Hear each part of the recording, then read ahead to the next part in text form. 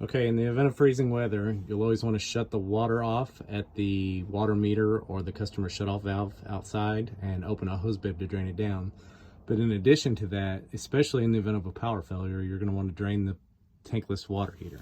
The procedure for that is this cold water side will have a valve on the inlet side that you shut off on the bottom.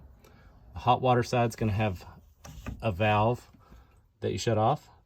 Then you're going to want to come to this temperature and pressure relief valve and go ahead and drain the pressure, release the pressure from the inside of the water heater or the heat exchanger. So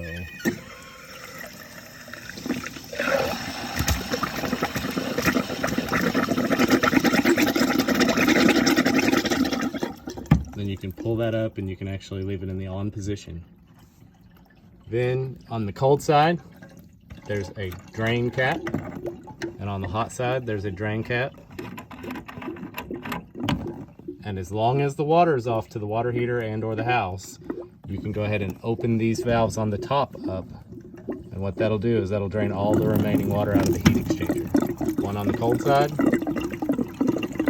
one on the hot side.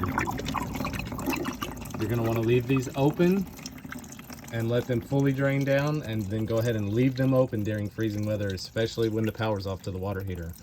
That will allow the heat exchanger to fully drain, and anything that might be trapped in there should be able to escape through these open valves.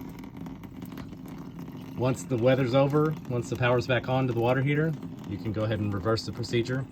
You're going to want to turn the temperature and pressure relief valve off. You're going to want to go ahead and turn these valves back off to the drain cocks. Go ahead and replace your caps. I didn't mention there's hose threads on these, so if it's in an area where you can't let it drip outside or it doesn't have a pan like this one does, you can hook a water hose up to these and drain it to somewhere.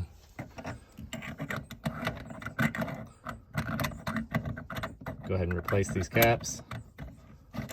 Just thread them back on there.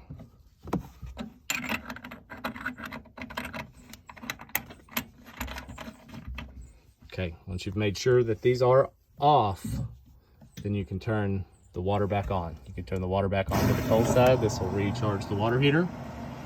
And you can turn it back on to the hot side. This will recharge the hot water piping system in the home. We're going to simulate the power coming back on, so this power should be back on before you do this, but